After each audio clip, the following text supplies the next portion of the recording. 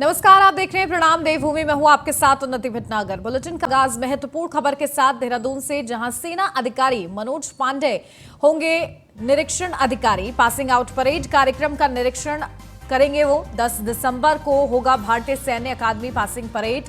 कई देशों के 344 कैडेट अधिकारी भी परेड में शामिल होंगे। 10 मित्र देशों के 30 कैडेट होंगे शामिल। आईएमए में ग्रेजुएशन सेरेमनी का भी किया गया है आयोजन। तो देखिए, अधिकारी नियुक्त किए गए हैं, जहां 10 मित्र देशों के करीब 30 कैडेट भी शामिल होंगे इस पासिंग आउट परेड में। आईएमए में ग्रेजुएशन सेरेमनी का भी आयोजन किया गया है। तो महत्वपूर्ण ये जानकारी, जहां सेना अधिकारी मनोज पांडे निरीक्षण अधिकारी होंगे पासिंग आउट परेड के लिए, और वो निरीक्षण करते नजर आएंगे। अधिकारी, उनको अहम जिम्मेदारी दी गई है इस कार्यक्रम के दौरान, क्योंकि इस कार्यक्रम में बाहर से भी देखिए कैडेट वहां पर मौजूद रहेंगे। कई देशों के बताए जा रहे हैं 344 कैडेट अधिकारी भी परेड में शामिल होंगे। 10 मित्र देशों के 30 कैडेट भी शामिल होंगे। आईएमए में ग्रेजुएशन सेरेमनी का भी आयोजन किया गया है।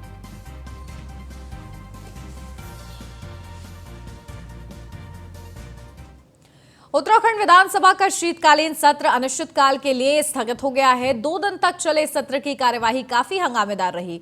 इस दौरान विपक्ष ने सरकार को जमकर घेरा। शीतकालीन सत्र के दूसरे दिन सदन ने महिला क्षैतिज आरक्षण और धर्मांतरण विरोधी विधेयक समेत 14 बिल बिना किसी चर्चा के पास कर दिए, जबकि 2 विधेयक वापस लौट गए हैं। तो वहीं महिला क्षैतिज आरक्षण वाले विधेयक पर विधायक मुन्ना सिंह चौहान ने समर्थन किया है।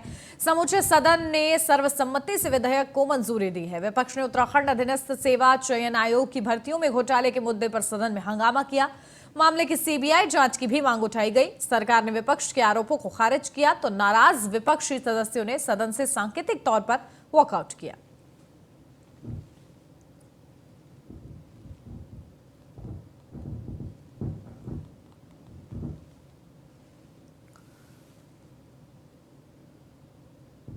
तो देखिए, उत्तराखंड लोक सेवा महिलाओं के लिए क्षैतिज आरक्षण विधेयक, इन पर चर्चा हुई है। ये प्रस्ताव पारित हुए। उत्तराखंड चुनाव योग 2022-23 को मंजूरी मिली है। बंगाल, आगरा और आसाम सिविल न्यायालय संशोधन विधेयक 2022, और इसी के साथ साथ उत्तराखंड दुकान और संस्थान संशोधन विधेयक भी, पेट्रोलियम एवं ऊर्जा अध्ययन विश्वविद्यालय संशोधन विधेयक, उत्तराखंड धर्म स्वतंत्रता संशोधन विधेयक 2022, भारतीय स्टाम्प उत्तराखंड संशोधन विधेयक 2022, उत्तराखंड माल एवं सेवा कर संशोधन विधेयक 2022 को भी मंजूरी दी गई है। उत्तराखंड कूड़ा फेंकना एवं थूकना प्रतिषेध संशोधन विधेयक को भी मंजूरी। उत्तराखंड जिला योजना समिति संशोधन विधेयक, पंचायती राज संशोधन विधेयक, हरिद्वार विश्वविद्यालय विधेयक 2022, उत्तराखंड एवं नगर ग्राम नियोजन तथा विकास संशोधन विधेयक को भी मंजूरी मिली है। उत्तराखंड विशेष क्षेत्र संशोधन विधेयक 2022 को भी मंजूरी दी गई है। तो ये वो चर्चा के विषय रहे हैं। आज जो प्रमुख इस सत्र के दौरान विधेयक पारित हुआ वो है महिला आरक्षण से संबंधित, और मैं सभी का धन्यवाद कर रहा हूँ कि ये सर्वसम्मत विधेयक पारित हुआ। हालांकि माननीय नेता प्रतिपक्ष जी ने कहा कि उनकी सरकार में इसको दिया गया था, लेकिन मैं अवगत कराना चाह रहा हूं कि उनकी सरकार में सिर्फ शासनादेश हुआ था। शासनादेश के माध्यम से ये बिल्कुल स्पष्ट है कि ये जारी नहीं हो सकता था, तो उसमें विधेयक लाना जरूरी होता है, जो इस सरकार के द्वारा लाया गया। इसके लिए मैं धामी जी का, जैसा आप जानते हैं कि मैंने सदन में भी कहा, मैं दोहराना चाह रहा हूं कि माननीय धामी जी हमारे प्रदेश की महिलाओं के बारे में, अनुसूचित जाति, जनजाति, अन्य तमाम सभी लोगों के लिए, सभी वर्गों के लिए, सभी क्षेत्रों के लिए पूरी तरह से इस उत्तराखंड को कैसे आगे बढ़ाया जा सके, उसके लिए बहुत गंभीर है, संवेदनशील है, तभी ये विधेयक पारित हुआ। आज उत्तराखंड में विधायी कार्य निपटाने के साथ ही 7 दिन का शीतकालीन सत्र सिर्फ 2 दिन में अनिश्चितकालीन के लिए स्थगित हो गया है, जिस पर कांग्रेस ने सवाल खड़े किए हैं। 7 दिन का सत्र 2 दिन में ही समाप्त करने पर कांग्रेस प्रदेश अध्यक्ष करण माहरा ने राज्य सरकार को आड़े हाथों लिया है। करण माहरा ने कहा है कि मैंने सत्र शुरू होने से पहले ही कहा था कि रणछोड़ पार्टी की सरकार है ये।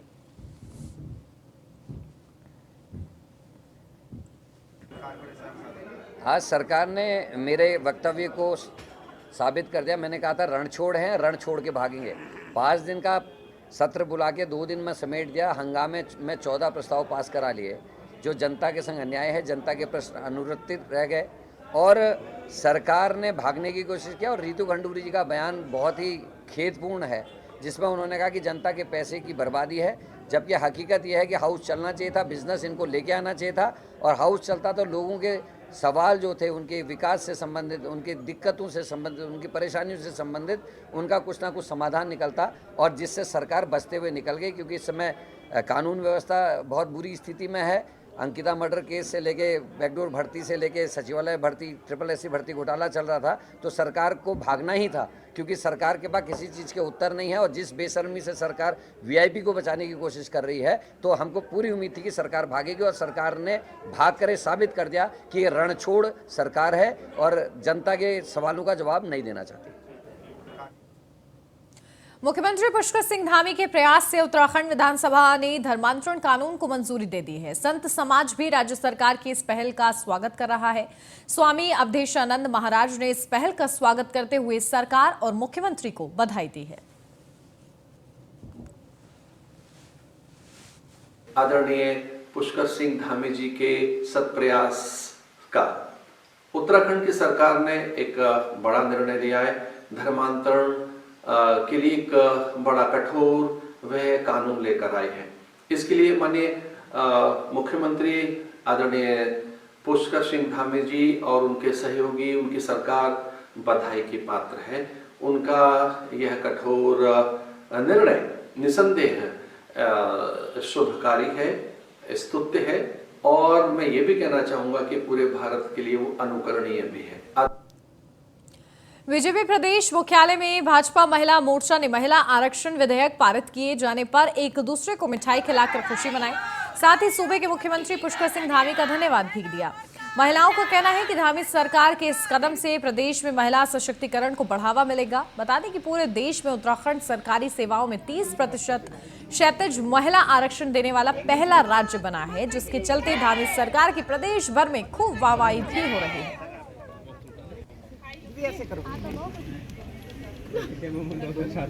महिला आरक्षण जो है ये देवभूमि को नमन करते हैं। ये सारी बहनें उत्तराखंड आंदोलन में सक्रिय बहनों को और उत्तराखंड आंदोलनकारियों को नमन करती हूँ। और ये तो बहुत बड़ा ऐतिहासिक कदम है उठाया धामी जी ने और माननीय मुख्यमंत्री धामी जी को हम बधाई देते हैं, जिन्होंने महिलाओं की संवेदनाओं को समझा है और निश्चित तौर पे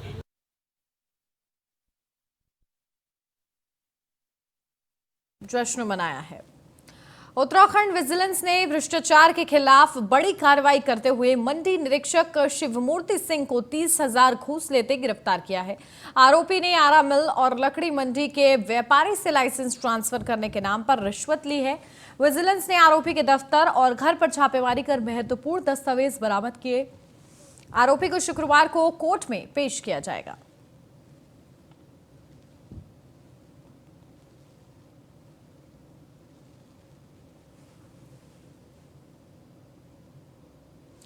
राज्य सरकार मसूरी में संपन्न हुए 3 दिवसीय चिंतन शिविर को लेकर अब और तेजी से आगे बढ़ने जा रही है। सचिव नियोजन ने बताया है कि चिंतन शिविर में आए सभी ऐसे मामले जिन पर आगे काम करना है, सिंगल कैबिनेट नोट बनेगा और कैबिनेट के समक्ष पेश किया जाएगा। अलग अलग विभाग कोई कैबिनेट नोट अलग से नहीं देंगे। यह सीधे तौर पर बताता है कि राज्य सरकार की नौकरशाही चिंतन शिविर में आए महत्वपूर्ण मामलों को लेकर कितना अधिक गंभीर है। इतना ही नहीं, चिंतन शिविर में संबंधित सभी मामलों के लिए एक अलग से ईमेल आईडी बनाई गई है, जिस पर सभी प्रकार का प्रचार होगा। सचिव नियोजन आर मीनाक्षी सुंदरम ने बताया है कि मंगलवार तक सभी प्रस्ताव तैयार कर मुख्य सचिव को प्रेषित कर दिए जाएंगे और मुख्य सचिव से अंतिम चर्चा के बाद इसे कैबिनेट के समक्ष भी लाया जाएगा। इसमें मुख्य रूप से पर्यटन, स्वास्थ्य, राजस्व, ग्राम विकास व कृषि के मामले प्रमुखता से रखे गए हैं। जितने पार्टिसिपेंट्स हैं सबसे मुख्य सचिव महोदय ने अनुरोध किया है कि ट्यूसडे तक आप लोग जो है जितना सुझाव वहाँ पर दिए थे उसको संकलित करते हुए हमें इस ईमेल आईडी में भेज दीजिए। और दूसरा, जितने सेक्टोरल सेक्रेटरीज हैं उनके लिए डायरेक्शन हुआ है कि आप अपने सेक्टर का रोड मैप बना करके उसको भी आप ट्यूसडे तक ईमेल कर दीजिए और ये खबर संकलित करें। इसके अलावा नियोजन विभाग जो है जितने सुझाव वहाँ पर आए थे उसको संकलित कर रहे हैं। संकलित करने के बाद शाम तक हम लोग उस पर जिन चीज़ों पे हमें वर्क करना चाहिए वो सेग्रीगेट कर दिए जाएंगे, और पॉलिसी रिलेटेड सजेशंस क्या है, इम्प्लीमेंटेशन रिलेटेड सजेशंस क्या है, ये भी सेग्रीगेट किए जाएंगे। ये निर्णय हुआ था कि अलग अलग कैबिनेट प्रपोजल्स भेजने के बजाय नियोजन विभाग एक सिंगल कैबिनेट प्रपोजल में जितने भी इम्प्लीमेंटेबल सजेशंस हैं उनको इनकॉर्पोरेट करते हुए कैबिनेट में वन टाइम इसका ओके कराएंगे। तो उसकी भी होमवर्क हम लोग कर रहे हैं। सशक्त उत्तराखंड @gmail.com करके एक अलग से ईमेल आईडी बना हुआ है, उसी में सभी लोगों को इससे संबंधित सजेशंस को डालना है। जितने पार्टिसिपेंट्स हैं सब। उत्तराखंड शिक्षा विभाग में करोड़ों का बजट और लोक लुभावनी स्कीम भी सरकारी स्कूलों में बच्चों को लाने के लिए नहीं लुभा पा रही है। स्थिति यह है कि शिक्षा विभाग ने अब ऐसे स्कूलों को एक बार फिर बंद करने की प्रक्रिया शुरू भी कर दी है, जहां विद्यालयों में बच्चों की संख्या कम हो रही है और अब बजट के लिहाज से विभाग को ये स्कूल बोझ लग रहे हैं। इसी को लेकर शिक्षा महानिदेशक बंशीधर तिवारी ने पत्र जारी कर विभाग में ऐसे स्कूलों को चिन्हित किए जाने के निर्देश दे दिए हैं जहां बच्चों की संख्या बेहद कम है। माना जा रहा है कि ऐसे करीब 2000 स्कूल हैं जिनमें छात्र संख्या कम होने के कारण शिक्षा विभाग इन्हें बंद करने जा रहा है। हालांकि शिक्षा विभाग के महानिदेशक बंशीधर तिवारी ने यह साफ किया है कि यदि इन विद्यालयों में छात्रों की संख्या बढ़ती है तो एक बार फिर इन विद्यालयों को खोला जा सकता है, लेकिन फिलहाल इसमें पढ़ने वाले बच्चों को आसपास के स्कूल में शिफ्ट करने का प्रयास किया जा रहा है। खास बात यह है कि इन बच्चों को जिन विद्यालयों में शिफ्ट किया जाएगा वहां तक पहुंचने के लिए न केवल इन्हें किराया दिया जाएगा बल्कि ऐसे विद्यालयों को स्मार्ट स्कूल के रूप में भी विकसित किया जाएगा। बिल्कुल बंद नहीं किया जाएगा, और मैंने जो पत्र जारी किया उसमें बहुत स्पष्ट लिखा है कि अगर छात्र संख्या उन स्कूल्स में बढ़ती है तो उनको दोबारा चलाएंगे, लेकिन वहाँ पर एकल शिक्षक ही तैनात है और छात्र संख्या भी कम है। तो मानव संसाधन की दृष्टि से भी और शिक्षा की गुणवत्ता को बेहतर बनाए रखने के लिए ये निर्णय लिया गया है कि जो पास का बेहतर स्कूल है उसमें बच्चों को हम स्थानांतरित करेंगे और उनको आने जाने के लिए जो किराया होगा उसकी भी उनको प्रतिपूर्ति करेंगे, और जहाँ पर ये बच्चे जाएंगे उसको एक उत्कृष्ट विद्यालय के रूप में हम विकसित करेंगे, जहाँ पे स्मार्ट क्लासेज और जो शिक्षक हैं हमारे वो सारे विषयों के शिक्षक रहेंगे। इसके अलावा जो हमारी लैब्स हैं, लाइब्रेरी है, वो सारी सुविधाएं वहाँ पर देंगे और उसको बेहतर तरीके से मॉनिटर करेंगे ताकि बच्चों की जो गुणवत्ता है वो बनी रहे। बिल्कुल। खटीमा से किच्छा जाने वाली प्राइवेट बस दुर्घटनाग्रस्त हो गई। इस घटना में बस में बैठी एक महिला यात्री की मौके पर ही मौत हो गई, साथ ही 6 से ज्यादा यात्री घायल हो गए। सभी को प्राथमिक उपचार के लिए उप जिला चिकित्सालय खटीमा पहुंचाया गया है, जहां घायलों को प्राथमिक उपचार के बाद हायर सेंटर रेफर कर दिया गया है।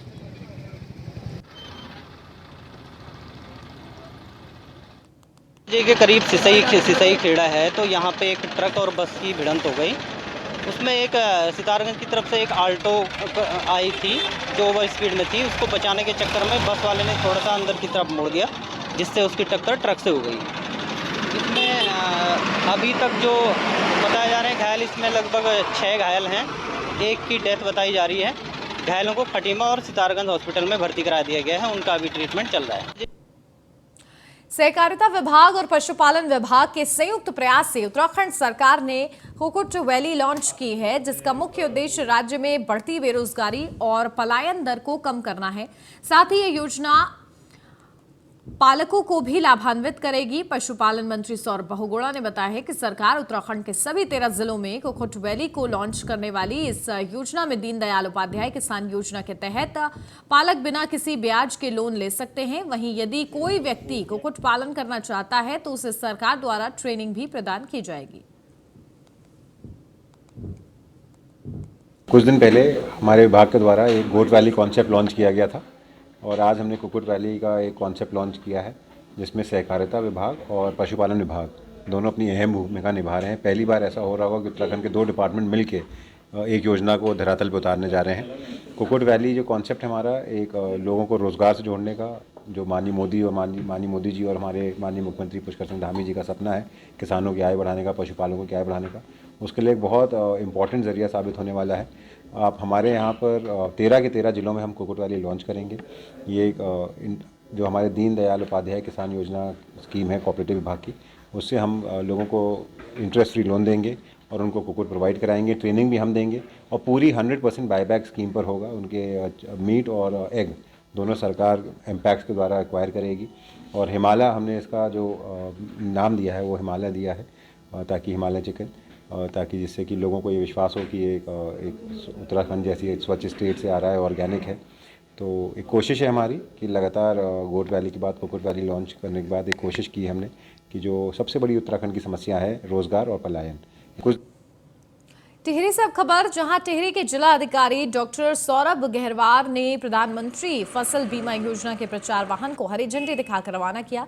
यह प्रचार वाहन पूरे जिले में भ्रमण कर कृषि से संबंधित योजनाओं का प्रचार प्रसार करेगा, साथ ही किसानों को जागरूक करने का काम करेगा। जिला अधिकारी ने कहा कि फसल बीमा योजना के तहत 13 जनपदों में से टिहरी सबसे आगे चल रहा है। जो लक्ष्य उन्हें मिला है उसको 100% पूरा करेंगे।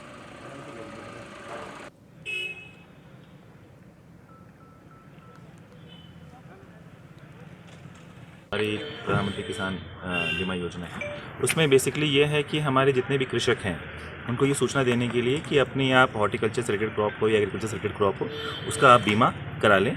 अभी हमारे 13 जनपद में हमारा अग्रणी चल रहा है जनपद, जिसमें हम अपने लक्ष्य के सापेक्ष हमने अभी अच्छी बढ़त बना रखी है। बट हमारा जो टारगेट है हमारे प्रधानमंत्री फसल बीमा योजना में, उसको हम 100% पूर्ण करना है। उसके लिए हमने ये आज लक्सर पाइपलाइन घोटाले में तीनों आरोपी अधिकारियों की मुश्किलें बढ़ने वाली हैं, जहां तीनों घोटालेबाज अधिकारियों के खिलाफ हरिद्वार की लक्सर कोतवाली में मुकदमा दर्ज हुआ है। इस घोटाले को अंजाम देने के लिए अधिकारियों ने ऐसे लोगों को मजदूर दिखाया है जिनकी कई साल पहले ही मौत हो चुकी है और उनके नाम से भुगतान भी कराया है। लक्सर कोतवाली पुलिस ने तत्कालीन ग्राम विकास अधिकारी वीरेंद्र कुमार, सहायक खंड विकास में तैनात सहायक रोजगार लाखन सिंह और कनिष्ठ अभियंता संतोष धारीवाल के खिलाफ मुकदमा दर्ज कर जांच शुरू कर दी है। बता दें, लक्सर के मुड़ाखेड़ा खुर्द गांव में पिछले दिनों मनरेगा के तहत पाइपलाइन डालने का कार्य किया गया था। गांव के ही कुछ लोगों ने इस काम में धांधली का आरोप लगाते हुए प्रशासन को शिकायत की थी। शिकायत का संज्ञान लेते हुए लक्सर एसडीएम ने विभागीय जांच कराई थी। जांच में सामने आया कि गांव में पाइपलाइन डालने काम करे बिना अधिकारियों ने लाखों रुपए की धनराशि पास करा ली है। इसके साथ ही जांच में एक और चौंकाने वाला खुलासा हुआ था। अधिकारियों ने 2 ऐसे लोगों के नाम भुगतान कर दिया जिनकी कई साल पहले मौत हो चुकी थी। खानपुर विधायक उमेश कुमार ने इसका संज्ञान लेते हुए दोषी अधिकारियों पर कार्रवाई की मांग की थी, जिस पर अब लक्सर खंड विकास कार्यालय में तैनात उप कार्यालय अधिकारी ने तत्कालीन तीनों अधिकारियों के खिलाफ मुकदमा दर्ज कराया गया है।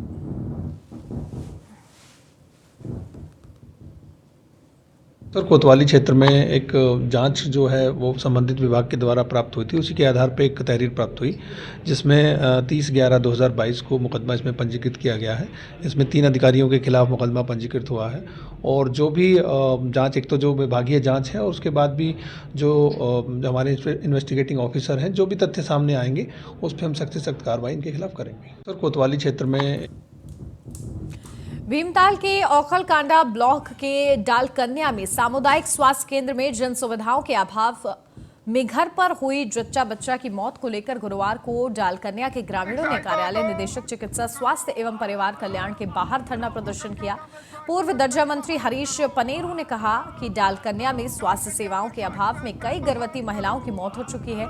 10 गांव के लिए बनाए गए एकमात्र सामुदायिक स्वास्थ्य केंद्र में उचित सेवाओं का अभाव के साथ ही स्वास्थ्य केंद्र में कर्मचारियों का अभाव है। तो वहीं इस पूरे मामले में चिकित्सा स्वास्थ्य एवं परिवार कल्याण निदेशक तारा आर्या का कहना है कि जांच कर दोषियों के खिलाफ कड़ी कार्रवाई की जाएगी। डालकंडिया ग्राम में ललित बुंग्याल जी की पत्नी और उनके बच्चे की दोनों की प्रसव पीड़ा से मौत हो गई। ये बहुत दुखद घटना है। बहुत गरीब परिवार का व्यक्ति है। पूरे गांव में मातम छाया हुआ है। एक गरीब के साथ इस विपदा की घड़ी में हमारे सारे सम्मानित गांव के ग्रामीण जन आज स्वास्थ्य विभाग से गुहार लगाने आए कि उसको परिवार को आर्थिक मदद कम से कम 5 लाख दे और दोषियों जिनने उसके इलाज में लापरवाही बरती, वहाँ कोई स्वास्थ्य विभाग का कर्मचारी नहीं गया, उसके घर कोई हाल लेने नहीं गया, उनके खिलाफ FIR दर्ज होनी चाहिए। गैर इरादतन हत्या का मुकदमा दर्ज होना चाहिए। मेरी ये आपके माध्यम से मांग है, क्योंकि भविष्य में इस तरह की घटनाएं ना हो, इससे सबक ले स्वास्थ्य विभाग। ये हमारी मांग है। फलकांडा ब्लॉक में स्वास्थ्य व्यवस्थाएं बहुत बदतर हालत में है। तो इसके लिए बहुत खेद है। ANM ने इसको देखा है और ANM ने ही इसकी डिलीवरी की है और ये फर्स्ट डिलीवरी इसकी जो है होम डिलीवरी हुई थी और सेकंड डिलीवरी भी इसकी ये जो है एएनएम द्वारा की गई है और ये फुल टर्म में थी, इसलिए इसको हॉस्पिटल नहीं लाया जा सका। और उसमें जो भी कॉम्प्लिकेशन है हम सीएमओ से ये विज्ञापन के थ्रू पूछेंगे और वहाँ क्या क्या परेशानी हुई, अगर जो भी दोषी पाया जाएगा उसको नहीं बख्शा जाएगा। गुच्चू पानी में बीते दिनों एक युवक की लाश मिली थी जिसका सिर बुरी तरीके से कुचला गया था। ऐसे में पुलिस ने इस हत्याकांड का खुलासा करते हुए एक महिला समेत 5 लोगों को गिरफ्तार किया है। पुलिस का कहना है कि प्रेम प्रसंग के चलते मृतक की पत्नी ने ही अपने प्रेमी के साथ मिलकर इस हत्याकांड की साजिश रची थी। इस हत्याकांड को अंजाम देने के लिए उन्होंने यूपी के 3 बदमाशों को 2 लाख रुपए की सुपारी दी थी। ऐसे में इन बदमाशों को हत्या के लिए 20,000 रुपए एडवांस और काम होने के बाद बाकी की रकम देने की बात हुई थी। पुलिस खुलासे के मुताबिक 27 नवंबर को बागपत से आए भाड़े के 3 बदमाशों को पहले शिबा ने अपने प्रेमी साबिर और रईस नाम के युवक से जान पहचान करवाई, जिसके बाद 29 नवंबर के दिन हत्यारों ने मृतक मोहसिन को गुच्चापानी जंगल में ले जाकर पहले खूब शराब पिलाई और उनके नशे में चूर होने के बाद सभी ने मिलकर पत्थरों से मोहसिन के सिर को बुरी तरह कुचलकर उसकी निर्मम हत्या कर दी।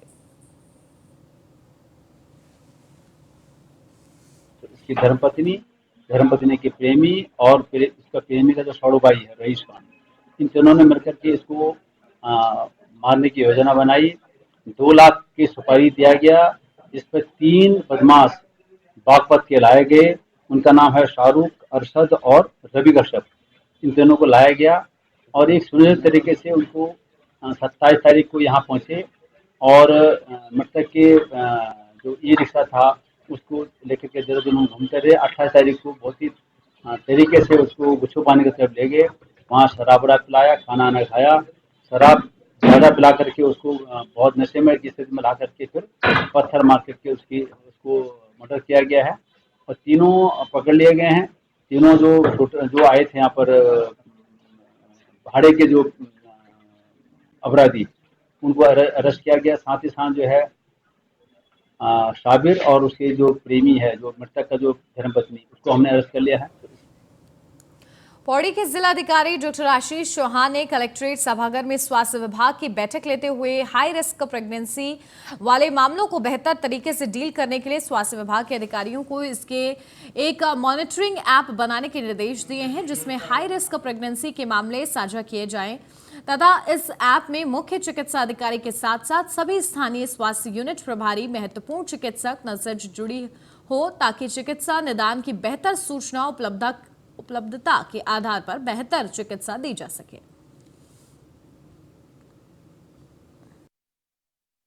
12 दिसंबर से 22 दिसंबर की इस अवधि में चलाया जाएगा और इसमें जितने भी लगभग 10,000 के आसपास इम्यूनाइजेशन का जो टारगेट है उसको अचीव करने की हम लोग कोशिश करेंगे। इस संबंध में कोल्ड चेन को बनाए रखने प्लस एएनएम और आशाओं के माध्यम से प्रभावी तरीके से टीकाकरण किए जाने के निर्देश दिए गए। हम लोग लाने की कोशिश कर रहे हैं। एक तो क्यू मैनेजमेंट सिस्टम है, सेकंड आपका खाना और सफाई व्यवस्था को लेकर एक फीडबैक मैनेजमेंट सिस्टम है और third high risk pregnancy cases को हम लोगों ने मॉनिटर करने के लिए एक ऐप बनाया है। तो उन तीनों चीज़ों को यहाँ पे भी हम ट्राई करेंगे। 12 नरेंद्रनगर के पट्टी दोगी के केंद्रीय स्थल गूलर मार्केट की पेयजल पाइपलाइन से पानी की आपूर्ति ठप हो गई है। स्थानीय लोगों का कहना है कि ऋषिकेश कर्णप्रयाग रेलवे लाइन के सुरंग के निर्माण में हेवी ब्लास्टिंग से पेयजल पाइपलाइन के स्रोत पर पानी गायब हो गया है। लोगों का कहना है कि सुरंग निर्माण में ब्लास्टिंग इतना शक्तिशाली किए जा रहे हैं कि जमीन थर्राने के साथ ही स्रोत का पानी टनल के अंदर खुल गया। लोगों के मकानों पर भी बड़ी बड़ी दरारें पड़ गई हैं। मामले का संज्ञान नहीं लेने पर ग्रामीणों ने आंदोलन की चेतावनी दे डाली है। तो वहीं सूचना से रेलवे विकास निर्माण निगम के अधिकारियों के हाथ पांव फूल गए हैं।